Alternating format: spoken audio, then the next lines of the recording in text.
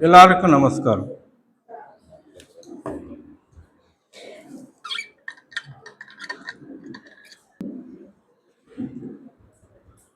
மாயக்கூத்தின் வகை அறியாமல் யான் காயப்பட்டு களை தந்த நாளையில்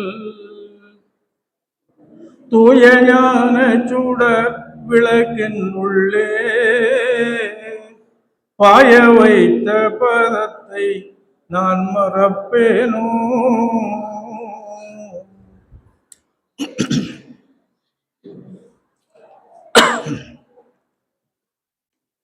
எனக்கென்று ஒரு இரவு, பிறவா நாட்பிறப்பு இரவு பிறந்தது.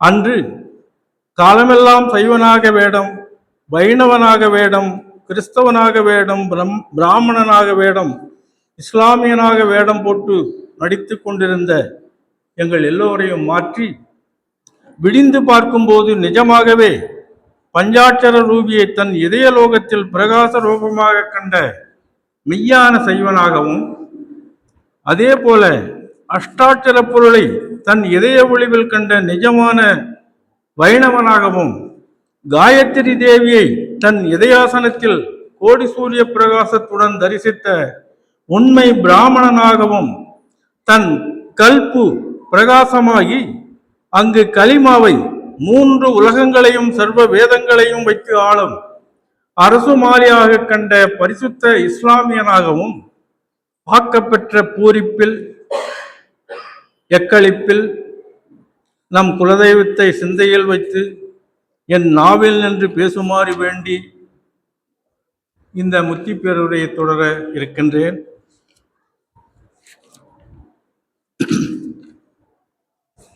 அதோடு எல்லாம் வல்ல குருவே பரனாக, அதாவது குருபரனாக வந்து என்னை தடுத்தாட்கொண்ட நமது குலதெய்வம் என் மீது பெருங்கருணை கொண்டு மெய்ஞான விருட்சத்தை என் உள்ளத்தில் ஊன்றி வளர்வித்தார்கள். ஒரு தேவ இரவில் புகுத்த பெற்றதால் நானும் ஒரு மெய்ஞானியாக, ஜீவன் முத்தனாக, பிறவியின் கடல் கடந்தவனாக ஆகி ஆவிடை என்னும் தேவயோனியின் வழியாக அந்த லிங்கத்தில் பிறந்த ஆறுயிர் சகோதரன் பிரமத்தை அறிந்த மெய்வழி செல்வம் கண்டனாகிய நான் அத்தனாகி, அன்னையாகி, ஆசானாகி, தடுத்தாளும் எம்பிரானுமாய் ஒத்து ஒவ்வாத பல்பிறப்பெல்லாம் ஒழித்து நம்மை ஆட்கொண்ட அருட்பெருஞ்சோதியாகிய ஆண்டவர் அவர்களின் புகழை பேச வந்துள்ளேன்.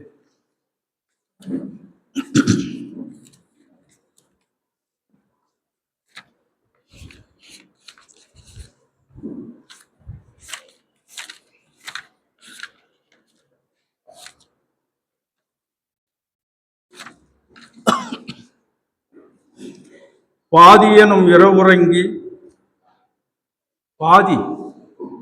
இரவு உறங்கி பகல் எனக்கே இறை தேடி வேதனையில் அகப்பட்டு வெந்து விழக்கடவேனை ஜாதிகுல பிறப்பரித்து ஜகமறிய என ஆண்ட ஆதி அருட்பெருஞ்சோதி எனக்கு அருளியவார் யார் பெறுவார்? எனக்கு அருளியவர் யார் பெறுவார்? அச்சோவே அச்சோவே.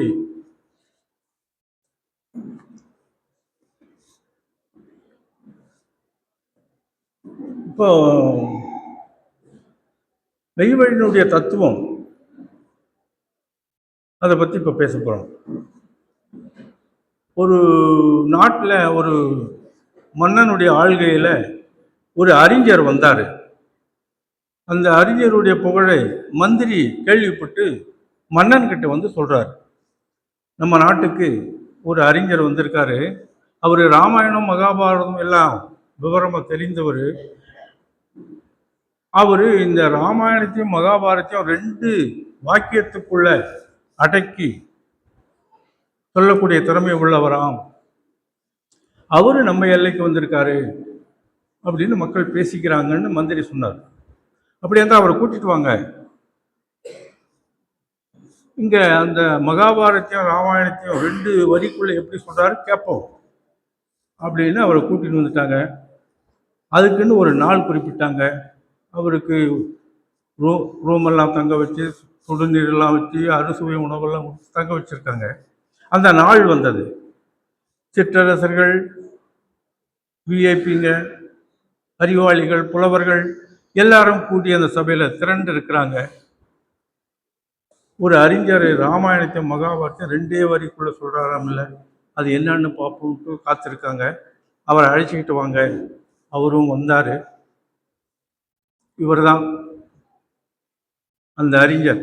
ராமாயணத்தையும் மகாபாரத்தையும் 2 வரிக்குள்ள சொல்லக்கூடிய திறமை உள்ளவராம். இப்ப சொல்ல போறாரு அப்படின்னு அறிமுகப்படுத்துறாங்க. எல்லாம் பின் ஆஃப் சைலண்ட், எல்லாம் கவனமா கேட்குறாங்க. 2 சென்டென்ஸுக்குள்ள அது பெரிய மகாபாரதங்க, அது பெரிய ராமாயணம் அப்படின்னு தான் உலகத்தில் சொல்லுவாங்களே தவிர அதை 2 சென்டென்ஸுக்குள்ள எப்படி அடக்கி சொல்ல முடியும்? இவர் எப்படி சொல்றாரு பார்ப்போம் அப்படின்னு பார்க்கும்போது அவர் சொன்னார், 2 சென்டென்ஸ் சொன்னார். விட்டான் ராமன், இல்லது விட்டான் ராமன், கெட்டான் ராவணன், முடிஞ்சு போச்சுன்னார். 2 சென்டென்ஸ். விட்டான் ராமன், கெட்டான் ராவணன், இவ்வளவுதாங்க. இதுக்குள்ள ராமாயணம் மகாபாரதம் அடங்கி போச்சுன்னார். இல்லையா, விட்டான் ராமன், கெட்டான் ராவணன், இது எப்படி அதுக்குள்ள அடங்கும்னு கேட்டார். அவர் விளக்கம் சொன்னார்.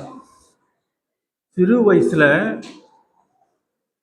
ராமன் அந்த கூனியை பார்த்து ஒரு அம்பு வேடிக்கையா விட்டான். அது அந்த அம்மாவனுடைய முதுகில் பட்டு திரும்பி பார்த்து, உன்னுடைய சேட்டையா, உன்னை நான் வச்சுக்கிறேன் ஒரு நாள் அப்படின்னு அப்போ கருவிக்கு சொன்னம்மா. அது சூழ்ச்சி செய்து அவனை காட்டுக்கு அனுப்பும்படியா செய்தது. இது ஆரம்பம். ராமாயணம் ஆரம்பம். முடிவு, அவன் சீதையை ராவணனை தூக்கின்னு போய் அங்கே போரிட்டு அவனை வென்று சீதையை கைப்பற்றி கொண்டு வர்றாங்க. அந்த நிலையில ராவணன் என்னன்னா கெட்டான், செத்து போயிட்டான். இதாங்க. ஆமா, விட்டான் ராமன், கெட்டான் ராவணன், சரிதான் அப்படின்ட்டு இந்த சபை ஒத்துக்குச்சு. அப்படி இருக்க நம்முடைய மெய்வழியை ஒரே வார்த்தையில நான் சொல்றேன், 2 சென்டென்ஸ் இல்லை, ஒரே ஒரு வார்த்தையில நம்ம மெய்வழியினுடைய தத்துவத்தை அதுக்குள்ள அடக்கி நான் இப்ப சொல்ல போறேன். அது என்ன வார்த்தைன்னு கேட்டீங்கன்னா,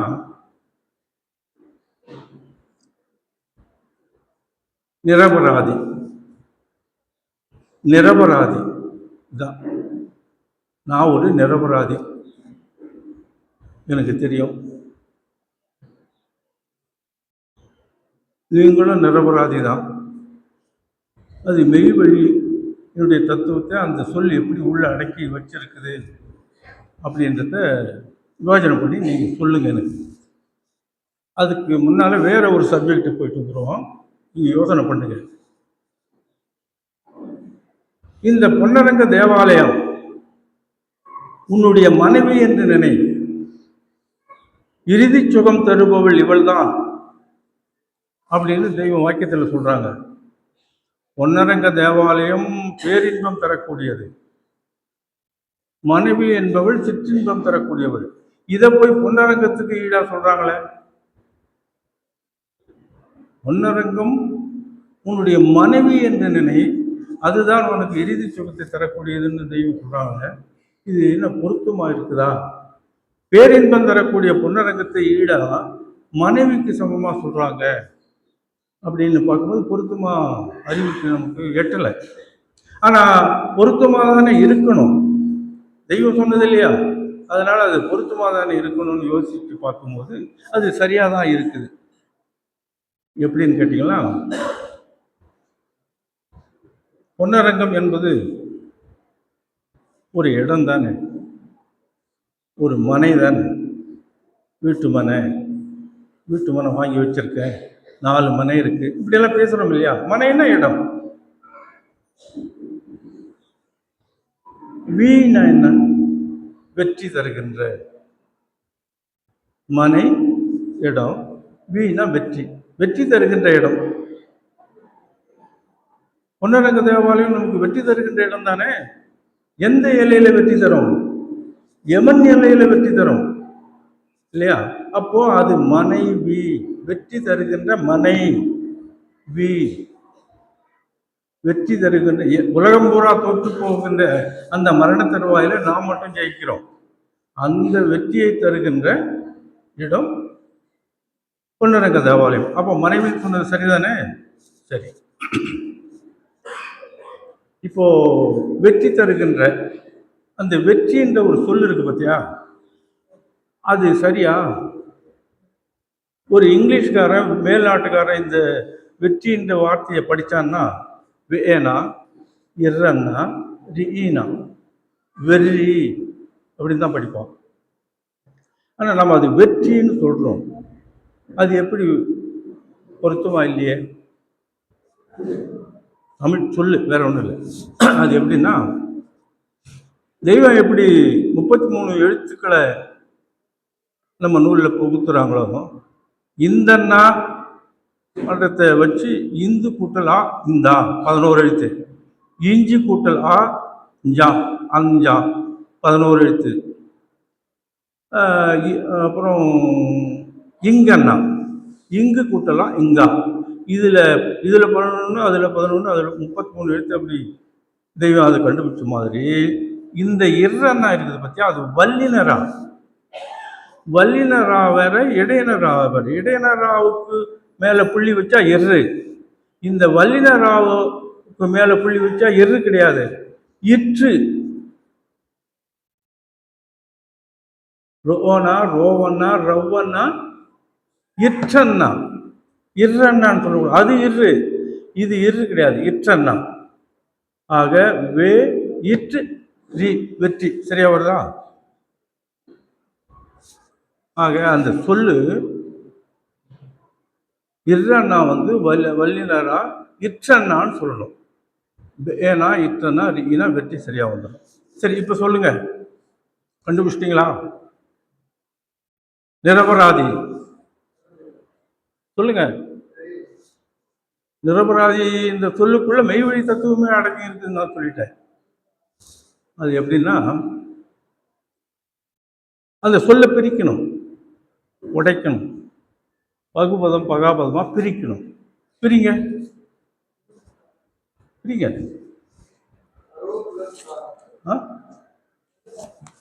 அதாவது நிர்மலா, நிர்மலம், நிர்னா எதிர்ப்பதம், மலம் மும்மலம், மலமற்ற குற்றமற்ற பரிசுத்தமான நிர்மலம். அந்த மாதிரி இந்த இதில் நிர் வருது, எதிர்ப்பதம். நிர் அபராதி, நிர் அபராதி, நிரபராதி, இவ்வளோதாங்க. நிர் வந்தால் எதிர்ப்பதம், அபராதம் என்பது நமக்கு தெரியும். அபராதத்துக்குரியவன் அல்ல, தண்டனைக்குரியவன் அல்ல அப்படின்னு தீர்ப்பாகுது. எப்போ, எங்க? இறைவன் தெய்வம் யமன் வந்து பீடிக்கின்ற அந்த தருவாயில அவன் என்னுடைய பிள்ளடா, அவன் பக்கம் போகாதே, அவன் தண்டனைக்குரியவன் அல்ல, அபராதத்துக்குரியவன் அல்ல, நிர் அபராதி, நிரபராதி, அவன் ஒரு நிரபராதி, தண்டனைக்குரியவன் அல்ல, அவன் என்னுடைய பிள்ளை, அவன் பக்கம் போகாதே என்று தெய்வம் நம்மளை காப்பாற்றுறாங்க பத்தியா. அது இந்த சொல்லுக்குள்ள இருக்கு. எதிர்ப்பதும் அபராதம், மரணம். அபராதம் என்பது மரணம், மரணத்திலிருந்து தப்பிக்கக்கூடிய மரணமில்லா பெருவாழ்வுக்கு லாயக்கானவன் அவன், அவனை எவன். அதுதான் நம்ம மதத்துக்கு பேரே வச்சுட்டாங்க. மரளி கை தீண்டா மெய்மதம். சைவம்னா வைணவம்னா இஸ்லாம்னா இந்த செயலுக்கு தான் வந்ததுன்னு தெரியாது. அப்படி இருக்கக்கூடாதுன்னு நம்ம மதத்துக்கே தெய்வம் என்ன பேர் வச்சுருக்காங்க? மரளி கை தீண்டா மெய்மதம். ஆக நாம் எல்லாரும் நிரபராதிகள், தண்டனைக்குரியவர்கள் அல்ல. அபராதம் நமக்கு விதிக்கப்பட மாட்டாது. அபராதம், நிரபராதி.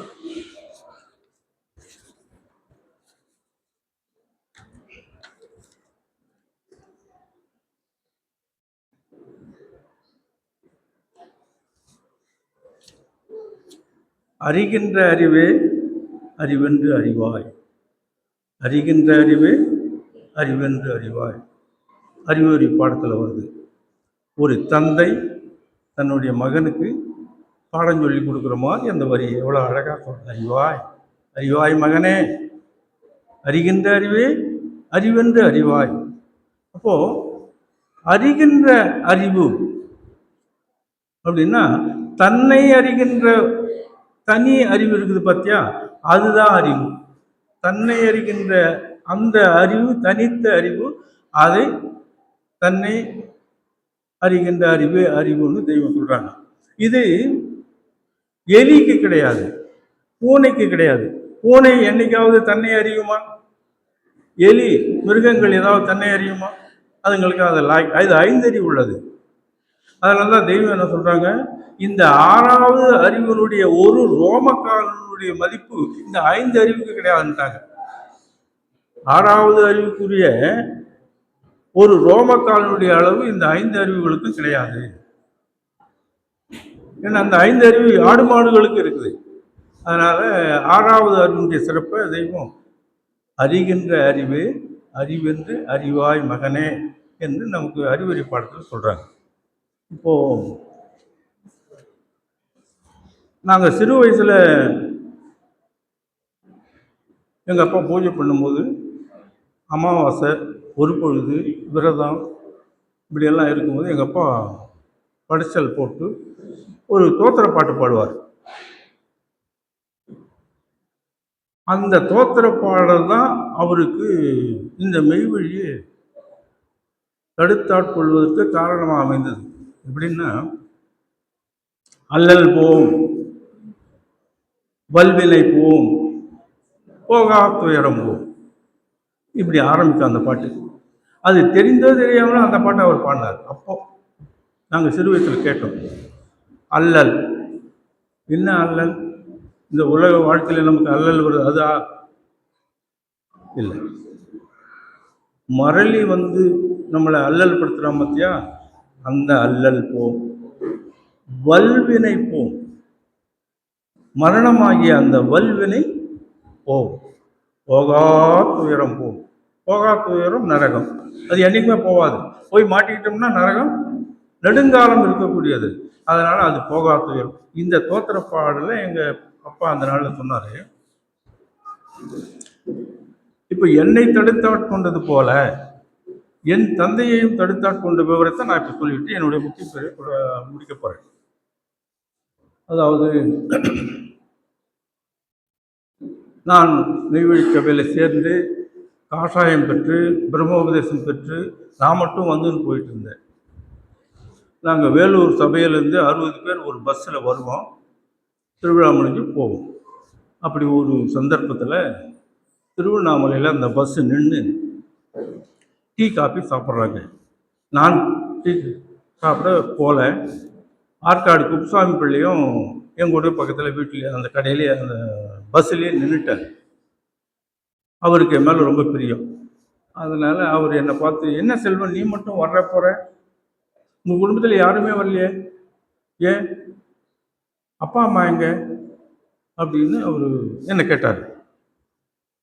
அவருக்கு நான் என்ன சொன்னேன்னா, இப்போது தெய்வம் உத்தரவு பண்ணுறாங்க, 60 வயசுக்கு மேலே ஆனவொன்னே கூட்டின்னு வராத, அவன் சொன்னதையே சொல்லிட்டு இருப்பான். இளமையில் கல், இளமையில் தான் இது மெய்ஞானம் பலமாக நிற்பான், இடமாக நிற்பான். அதனால் 60 வயசுக்கு மேலே இருக்கிறவனை சேர்க்கறது இல்லைன்னு ஒரு சட்டமே ஏற்றிட்டாங்க. அதனால தான் 60ஆம் கல்யாணம் பண்ணுறது மெய்ஞானிகளுக்கு அவனுக்கு நினைவு அருந்து போகுது அப்படின்றதுக்காக தான் 60ஆம் கல்யாணம் இப்படியெல்லாம் உத்தரவாயிருக்கு அப்படின்னு நான் அவருக்கு சொன்னேன். அதனால் உனக்கு என்ன, உன்னுடைய கடமையை நீ செய். இப்போ எங்கள் அப்பா கூட தான் வந்து வயசானவர் நான் கூட்டிகிட்டு வந்தேன், எனக்காக சேர்த்துக்கிட்டாங்க. அது மாதிரி உனக்காக சேர்த்துக்கலாம்ல, நீ உன்னுடைய கடமை செய்யப்பா அப்படின்னார். ஓ அப்படி ஒன்று இருக்குதா அப்படின்னு சொல்லி இருந்தேன். இப்போ நான் தான் எங்கள் கிராமத்தில் சேர்ந்தது. என்னை பின்தொடர்ந்து 20 பேர் எங்கள் கிராமத்தில் சேர்ந்தாங்க. ஆணும் பெண்ணுமா ஜோடி ஜோடியாக சேர்ந்தாங்க 20 பேர். இப்படி ஒவ்வொருத்தராக என்னை பின்தொடர்ந்து சபையில் சேர்ந்து காஷாய தலைப்பாக கட்டிக்கிட்டு சபைக்கு போகவும் வரவும் எங்கள் அப்பா பார்த்தாரு. அவர் இதுக்கு முன்னால் நெகட்டிவாக இருந்தார். யாரோ அவருக்கு பாய்சன் ஏற்றிட்டாங்க, உங்கள் பையன் சேர்ந்துருக்கிற சபை சரியான சபை இல்லை, அது ஒரு இஸ்லாம் மதம், ஒரு இஸ்லாமியர் வந்து நம்ம தமிழ் மக்களை வந்து இஸ்லாமியரை மாற்றுறாங்க, அதில் போய் தெரியாமல் உங்கள் பையன் சேர்ந்துருக்காரு அப்படின்னு சொல்லி அதை நம்பிட்டார். அவர் என்ன கேட்கணுமில்ல, என்னடா இப்படியெல்லாம் பேசிக்கிறாங்க, நீ அதில் எதுவும் சேர்த்து தலைப்பாயெல்லாம் கட்டிக்கிட்டு கேட்கணுமில்ல, என்ன கேட்கல, அவராக நினச்சிருந்தார். அப்படியெல்லாம் இருந்தது. என்னை சபைக்கெல்லாம் அனுப்புறதுக்கு ரொம்ப சிரமப்படுத்துவாங்க. ஒரு நாளெல்லாம் சபைக்கு போயிட்டு இருந்துட்டு வர்றான், இங்கே இருக்கிற வேலையெல்லாம் யார் பார்க்குறது அப்படின்னு எல்லாம் சொல்லி தடை பண்ணுவாங்க. நான் என்னுடைய வேலையை வேற ஒருத்தர்கிட்ட ஒப்படைச்சிட்டு நான் போவேன் சபைக்கு. இப்படி இருந்த காலத்தில்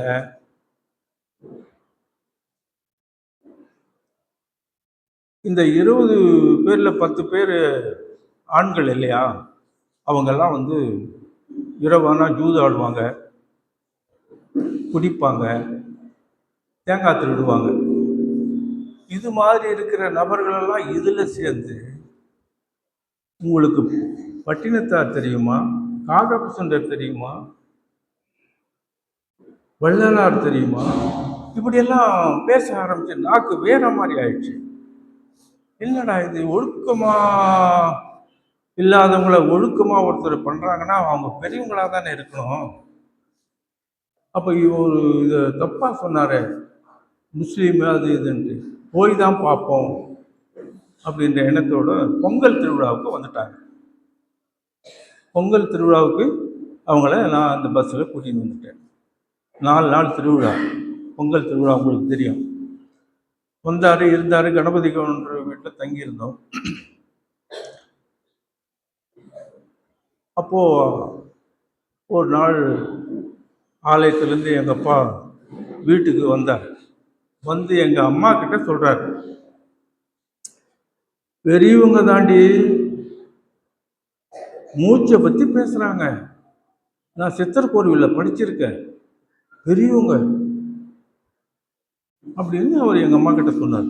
இது என் காதில் விழுந்த உடனே நான் போய் சொன்னேன், நான் உங்களுடைய பிள்ளையா பிறந்ததுக்கு நான் உங்களை இங்கே கொண்டாந்து இந்த எல்லைக்கு கூட்டிகிட்டு வந்துட்டேன், என்னுடைய கடமை முடிஞ்சு போச்சு, நீங்கள் சேர்றதும் சேராதும் உங்கள் இஷ்டம், அப்படி சேர்ந்துட்டு தானே போகணும் அப்படின்ட்டார். எனக்கு பெரிய ஆச்சரியம். ஏற்கனவே நெகட்டிவாக இருந்தவர் இப்போது சபையில் சேர்றதுக்கு பக்குவம் அடைஞ்சிட்டார்.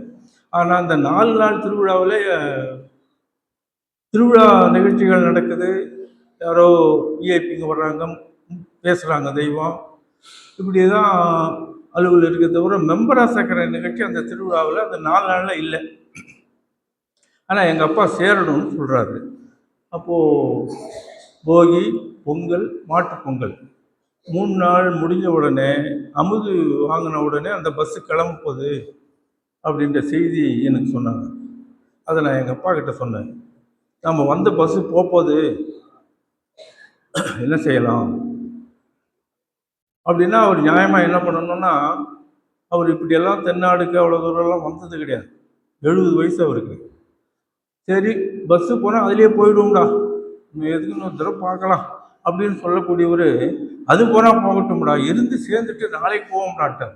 அதுவே பெரிய ஆச்சரியமாச்சு, ஏன்னா இவ்வளோ திட்டமாக சொல்கிறாரு. ஆக கணபதி கவுண்டர் அந்த பஸ்லேயே போயிட்டார்.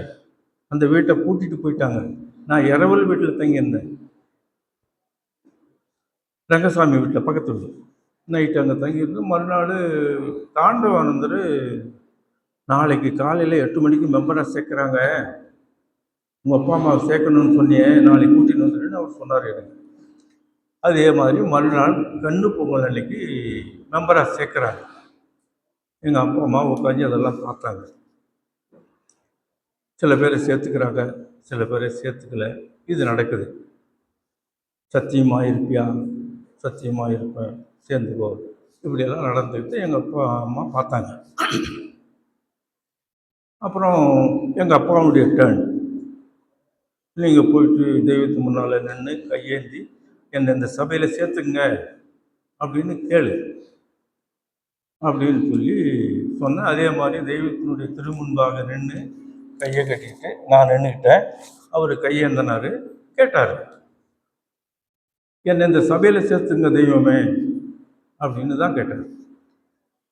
தெய்வம் பார்த்த உடனே, போங்க, போயிட்டு வாங்க, அடுத்த முகூர்த்தத்தில் பார்க்கலாம் அப்படின்னு தெய்வம் மறுத்துட்டாங்க. இது அவர் எதிர்பார்க்கல. போன உடனே சரி சேர்ந்துக்கோன்னு போகிறாங்க. நம்ம பையனை சேர்த்துருக்காங்க, சுப்பிரமணி சேர்த்துருக்காங்க, ரங்கநாதன் சேர்த்துருக்காங்க, ராஜா கவுண்டர் சேர்த்துருக்காங்க, பொன்னரக கவுண்டர் இப்படியெல்லாம் நம்ம ஊரில் 10-15 பேர் சேர்ந்துருக்காங்க. இப்போ நாம் ஒரு கௌரவமான லேண்ட்லார்டு, என்ன நாம் சேரணும்னு கேட்குறோம். என்ன போயிட்டு வாங்க, நான் அடுத்த முகூர்த்தத்தில் பார்க்குறேன்னு சொல்கிறாங்களேன்னு அவர் அதை எதிர்பார்க்காத அதை அப்படியே சொன்னார். ஐயோ, நாங்கள் சேரணும்னு தானே பிரயத்தனப்பட்டு 4 நாளாக காத்திருந்தோம். ஐயோ, நாங்கள் சேரணும்னு தானே பிரயத்தனப்பட்டு 4 நாளாக காத்திருந்தோம். நீங்கள் சுழுவா போயிட்டு வாங்கன்னு சொல்றீங்க. அது யதார்த்தமாக அவர் சொன்னார். சொன்ன உடனே தெய்வம் பாஞ்சாங்க. அந்த ஆத்திரம் முகரக்கட்டையில் இல்லையே, அந்த சேரணுமேன்ற அந்த ஆத்திரம் உன் முகரக்கட்டையில் இல்லையே நீட்டாங்க. சபை நிசப்தமாயிடுச்சு. பையன் அப்பனை சேர்க்கறதுக்காக கொண்டு வந்து வச்சிருக்காரு. தெய்வம் சேர்த்துக்க மாட்டேன்றாங்க அப்படின்னு பின் ட்ராப் சைலண்ட்டாக சபை அடங்கிடுச்சு. அவ்வளோதான், சேர்த்துக்க மாட்டேன்னு சொன்னாங்க. அடுத்த முகூர்த்தத்தில் பார்க்கலான்னு சொன்னாங்க. இப்போது எங்கள் அப்பா இந்த பதில் சொன்னார், அந்த ஆத்திரம் முகரக்கட்டையில் இல்லையடா அப்படின்ட்டாங்க. அப்புறமா அடுத்த கேள்வி, என்ன கை காமிச்சு எங்கள் அப்பாவை கேட்டாங்க, இது யாரு? நான் புல் காஷாயம் கட்டிக்கிட்டு பக்கத்தில் நிற்கிறேன். என்ன கை காமிச்சு தெய்வம் எங்கள் அப்பாவை கேட்குறாங்க, இது யாரு? 3 வார்த்தை சொன்னார். பையன், சின்னவன், செல்வம், இவ்வளோதான். நான் எங்கள் அப்பாவுக்கு 10வது பிள்ளை, சின்னவன் தான், என் பேர் செல்வம். இதை 3 வார்த்தை சொன்னாங்க, சின்னவன், செல்வம், பையன். அதை சொன்ன உடனே அதுக்கு பாஞ்சாங்க தெய்வம். டேய், இன்னொரு தடவை அப்படி சொல்லாது, அவன் தானா உனக்கு அப்பன், அவன் தான் உனக்கு அப்பன், இன்னொரு தடவை மகன்னு சொல்லாத அப்படின்ட்டாங்க. அங்கே இருக்கிற செக்ரட்டரிங்கெல்லாம் பேசுகிறாங்க. பார்த்தீங்களா என்ன உத்தரவாகுது பார்த்தியா, பையனை அப்பன்னு சொல்கிறாங்க அப்படி. அது என்ன தத்துவம்னா, நான் முன்னால் வந்துட்டேன், அவர் இப்போ தான் வந்திருக்காரு, அதனால் அப்படி சொல்கிறாங்க. ஆச்சு, சேர்க்க முடியாது, அடுத்த முகூர்த்தத்தில் பார்க்கலாம் போங்கன்னு சொன்னவங்கள அப்போ நீ போயிட்டு அப்படின்னு தான் சொல்லணும். ஆனால் ஒன்றுன்னா கேள்வி கேட்டு கொட்டுறாங்க. என்ன, அவர் நெகட்டிவாக இருந்தவர் இல்லை, போன உடனே சேர்த்துக்குவாங்கன்னு நினச்சி வந்தவருக்கு இது அப்படி லேசல்ல, உடனே போனால் சேர்த்துக்குவாங்கன்னு நினைக்கிற சபை இல்லை அப்படின்ட்டு அவங்களுக்கு புரிய வைக்கிறாங்க தெய்வம் ஒன்றுன்னா. அப்புறம் இது யாருன்னு கேட்டாங்க. என் பையன், சின்னவன், செல்வன் 3 வார்த்தை சொன்னார். அப்படி இன்னொரு தடவை சொல்லாத, அவன் தான் உனக்கு அப்பன்னாங்க. என்ன பார்த்து தெய்வம், டேய் ஜாகிரதையாக பார்த்துக்க அப்படின்னாங்க. உத்தரவு தெய்வம். கடைசி கேள்வி, ஏண்டா எங்கள் அப்பாவுக்கு 70 வயசாகுது, அந்த கிராமத்தில் எங்கள் அப்பாவை அடியேன்னு சொல்கிறதுக்கு ஆளே கிடையாது, தேங்காய் வியாபாரி, லேண்ட்லார்டு, 30 ஏக்கர் சொத்துக்கு அதிபதி, எல்லாரும் வணக்கசாமின்னு சொல்லக்கூடிய அந்தஸ்தில் இருந்தவர், 10 பிள்ளைங்களை பெற்றவர், லாரியில் தேங்காய் போவோம் வெள்ளை மண்டிக்கு, தேங்காய் மண்டிக்கு, இப்படியே வாழ்ந்தவரை இங்கே அடியேன்னு சொல்கிறாங்க. ஆனால் அடேன்னு எப்போ சொல்கிறாங்களோ ஆட்கொள்ள தயாராகிட்டாங்கன்னு அர்த்தம். புதுசாக வந்தவங்களும் வாங்க இருங்க, மழை பெஞ்சா எத்தனை பழனி இப்படி கேட்பாங்களே தவிர அடேன்னு சொல்ல மாட்டாங்க புதுசாக வந்தவங்க. ஆனால் தெய்வம் வந்து எங்கள் அப்பாவை மட்டும் உனக்கு என்னடா வயசாகுதுன்னு கேட்டாங்க. என்ன இவங்க அடேன்றாங்களே நம்மளை அப்படின்னு அவருக்கு அதிர்ச்சி ஆச்சு. ஆனால் கேள்விக்கு பதில் சொன்னார். எனக்கு ஜாதகம் எழுதி வைக்கல, எனக்கு என்ன வயசுன்னு எனக்கு தெரியாது. ஆனால் எங்கள் அப்பா வந்து நீ பெரிய வெள்ளத்துக்கு பிறந்தடா, அப்போ நீ கை குழந்தை அப்படின்னு சொன்ன அது மட்டும்தான் எனக்கு தெரியும்ட்டார். என்னடா சொல்கிறான் இவன்? நாங்கள் தெய்வம் இல்லை பெரிய வெள்ளத்துக்கு பிறந்தன்றான். ஆணும் பெண்ணுக்கு தானே குழந்தை பிறகுறது, பெரிய வெள்ளத்துக்கு எப்படி பிறக்க முடியும் அப்படின்னு கேட்டாங்க. அப்போ ஆம்பூரார் இருந்தார் அந்த சபையில். தெய்வமே, பாலாத்தில் வெள்ளம் வந்தது, அது பெரிய வெள்ளம்னு சொல்லுவாங்க, வாணியம்பாடி வெள்ளம்னு சொல்லுவாங்க. அது ரெண்டு பக்கம் இருக்கிற கரையெல்லாம் மக்கள் அடிச்சுன்னு போச்சு. அதனால் அவர் அந்த நேரம் இவர் கை குழந்தைன்னா இப்போ இவருக்கு 70-75 வயசு ஆகும் அப்படின்னு கணக்கு பண்ணி சொல்லிட்டார். ஓ, அதை சொல்கிறானா அப்படின்ட்டாங்க. அப்படியா, 75 வயசு ஆகி போச்சா, எப்போ சேர்க்கறது இல்லைப்பா போ அப்படின்னு சொல்லணும்ல. அதான் கணக்கு. 60 வயசுக்கு மேலே சேர்க்கறது இல்லையே. முதல்லையே அடுத்த முகூர்த்தத்தில் பார்க்கலான்னு சொன்னவங்க இப்போ இவருக்கு பாலாத்தில் வெள்ளம் வரும்போது குழந்தைன்னா இப்போ 75 வயசு ஆகுதுன்னு அவர் சொன்ன உடனே ஓ, அதை சொல்கிறானா அப்படி சொல்கிறானா அப்படின்ட்டாங்க. சரி நாச்சு. இப்போ கடைசி கேள்வி, ஏண்டா உன்னுடைய சொத்து பூராவும் வித்தாலும், நல்லா கேளுங்க, உன்னுடைய சொத்து பூராவும் வித்தாலும் இதை வாங்க முடியுமாடான்னு அவரு உடனே முடியாது, என்னுடைய சொத்து பூராவித்தாலும் இதை வாங்க முடியாதுன்னு சொன்னார். பூரண சரணாகதி, சரண்டர் ஆயிட்டாரு. ஏன்னா அவர் சம்பாதிச்சது மண்ணு, இது விண்ணு, அதை விற்று இதை வாங்க முடியுமா? அதைதான் கேட்குறாங்க தெய்வம். நீ சம்பாதிச்ச அந்த 30 ஏக்கரா சொத்தையும் வித்தாலும் இதை வாங்க முடியுமாடான்னு கேட்டாங்க. முடியாதுன்ட்டாரு. கடைசி எப்போ அவர் முடியாதுன்னு சொன்னாரோ, ஓடா ஓடா சேர்ந்துக்கிடா, எப்படி ஓடா போய் சேர்ந்து. அப்போ பூரண சரணாகதி ஆக்கி நீ நினைக்கிற சபை இல்லை, இது லேஸ் அல்ல. உன் பையனுக்காக நான் சேர்த்துக்கிறேன். என்ன, உன் பையன் அப்பா சேர்ந்தா நல்லது. ஏன்னா இப்போ அவர் வந்து சேரலைன்னு வச்சுக்க, அங்கே செத்து போனால் நாங்கள் போக முடியுமா? இப்படியெல்லாம் பல சிக்கல் இருக்குல்ல.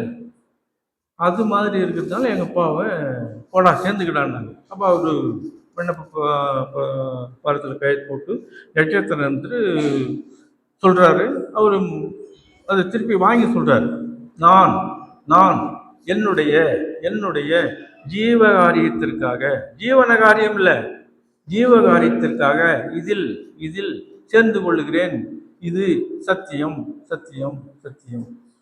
நட்சத்திரம் சொன்னார், இவரும் சொன்னார். அதை விண்ணப்ப பாரத்தை தெய்வத்தினுடைய திருக்கரத்தில் கொடுத்தாரு. அவங்க வாங்கி பார்த்துட்டு இந்த கையெழுத்து யாருதுடான்னு கேட்டாங்க. ஏன் கையெழுத்து தானே, சரி போடான்ட்டாங்க. அடுத்தது எங்கள் அம்மா, அவங்களையும் அப்பா எப்படி போய் கையேந்து நின்று கேட்டாரோ அதே மாதிரி நீ போய் நின்று கேளு, உன்னையும் சேர்த்துக்குவாங்க அப்படின்னு உழவு சொல்லி அவங்கள போய் நிற்க வச்சு கையேந்தி கேட்க சொல்லிட்டோம். அவங்க காதில் வந்து சத்தியம்ன்ற சொல்லு ரீங்காரம் விட்டு இருக்குது காதில். அதுக்கு முன்னே சேர்ந்தவங்கெல்லாம் சத்தியம் சத்தியம் சொன்னாங்க. சத்தியமா இருப்பியான்னு கேட்டதுக்கு சத்தியமா இருப்பேன்னு சொன்னாங்க. எங்கள் அப்பாவும் சத்தியம்ன்ற வார்த்தையை பிரயோகம் பண்ணார். இது அவங்க காதில் இருந்த உடனே இவங்க கையேந்தி தெய்வத்தை இப்படி தான் சொல்லிட்டாங்க. இதையே முதல்ல சேர்த்து சொல்லிட்டாங்க. என்ன சொல்லிட்டாங்கன்னா, சத்தியமா நான் இந்த சபையில சேர்ந்துக்கிறேன் தெய்வம்ட்டாங்க. என்ன சொன்னாங்க? சத்தியமா நான் இந்த சபையில் நான் சேர்ந்துக்கிறேன். ஏன்னா அந்த சொல்லு அவங்களுக்கு காதில் இருந்தது, அது அப்படியே சொல்லிட்டேன். செக்ரட்டரிங்களாம், தெய்வமே இவங்க சத்தியமா சேர்ந்துக்கிறேன்னு சொல்றாங்க, அப்படியா? சேர்ந்துக்க மாட்டாங்க, எந்த கேள்வியும் இல்லை. அப்புறம் அவங்க அதை கை நாட்டி ஊட்டி விண்ணப்ப பாத்திரத்தில் ஃபில்லப் பண்ணி யார் வீட்டுக்கார் பேர் என்ன, எந்த ஊர், அதெல்லாம் எழுதி அப்புறம் நட்சத்திரம் சொல்கிறாரு. எங்கள் அம்மாவால் அது திருத்தமாக சொல்ல தெரியல. கிராமத்தில் வாழ்ந்தவங்க, படிப்பறிவு கிடையாது. சொன்னதை பொன்னையா சொல்கிறாங்க, இலக்கணமாக சொல்ல தெரியல. இதெல்லாம் சொல்லி முடிச்சிட்டாங்க. அப்புறம் விண்ணப்ப பாத்திரத்தை தெய்வத்தினுடைய திருக்கரத்தில் எங்கள் அம்மா கொடுத்தாங்க. அதை கை நாட்டோடு பார்த்துட்டாங்க. அப்போ திருவாக்கியம் வந்தது. எப்படி அந்த பஸ்ஸில் ஆற்காடு குப்சாமி பிள்ளை, நீ ஏன் உங்கள் அப்பா அம்மாவை கூட்டின்னு வர மாட்டேன்ற, இல்லை அவங்களுக்கு 60 வயசு ஆயிடுச்சு, அதனால் உனக்கு என்ன, உனக்காக சேர்த்துக்குவாங்களே, நீ ஏன் முடிவு பண்ணுறதா, கூட்டின்னு வாயா அப்படின்னு. அப்படி ஒன்று அதுக்கு தகுந்த மாதிரி இப்போது எங்கள் அப்பா சேர்ந்தார்.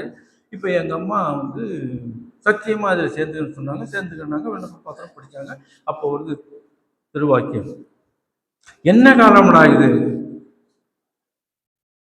சொன்னதை திருப்பி சொல்ல தெரியல, இதெல்லாம் என் பிள்ளை ஆயிடுச்சு. நேற்று ஹைகோர்ட்டு ஜட்ஜின்னு ஒருத்தவன் தான், இன்னதுன்னே தெரியாத போயிட்டானே, தீர்ப்பு சொல்றானா, அவனுக்கு இது கிடைக்கலையே, படிச்சவன் தானே, இது படிக்கல, சொன்னதை திருத்தமா சொல்ல தெரியல, கொன்னையா சொல்லுது, இது என் பிள்ளை ஆயிடுச்சு. அவங்களுடைய பேர் வரத்தம்மா, எங்க அம்மாவுடைய பேரு வரத்தம்மா. வரத்தம்மான்னு அவங்க அப்பா பேர் வச்சாங்க. வரம் வரம் வரத்தம்மா, வரம் பெற்றார்கள். இப்போ தெய்வம் வரம் கொடுத்துட்டாங்க, என் பிள்ளைய ஆயிடுச்சுட்டாங்களே. என்ன ஆமா, இதெல்லாம் என் பிள்ளை ஆயிடுச்சடா, என்ன படிக்கலை, சொன்னதை திருப்பி சொல்ல தெரியலையே, இதெல்லாம் என் பிள்ளை ஆயிடுச்சு. நேற்று ஒரு படித்தவன் வந்தான், தீர்ப்பு சொல்கிறான், ஹைகோர்ட்டு ஜட்ஜா, அவனுக்கு புரியலையா அப்படின்ட்டு அந்த திருவாக்கியம் எங்கள் அம்மா வச்சு திருவாக்கியம் வந்தது. இப்படி என்னுடைய அம்மாவும் அப்பாவும் தெய்வத்தினால் ஆட்கொள்ளப்பட்டு மெய்வழி அங்கத்தினராங்க. இதே எல்லையில் அவங்க மண்மறைவு ஆகியிருக்காங்க. என்னுடைய அப்பாவும் அம்மாவும் இந்த புண்ணிய பூமியாகிய மெய்வழிச்சாலையில் அவங்க அடக்கமாகி மண்மறைவு பண்ணியிருக்கோம். ஆக என்னை ஆட்கொண்டது போல என்னுடைய பெற்றோர்களையும் ஆட்கொண்ட எல்லாம் வல்ல நம்முடைய குலதெய்வத்தை அவங்களுடைய சிந்தையில் நினைத்து, அவருடைய அருளை நினைந்து அவருடைய பெருமையை உலகம் பூராக அறிந்து இந்த மெய்வழியை பின்பற்றி அடைய வேண்டுமே என்று கேட்டுக்கொண்டு என்னுடைய முத்தி பேருரையானது மீண்டும் மீண்டும் மீண்டும் தொடரும்.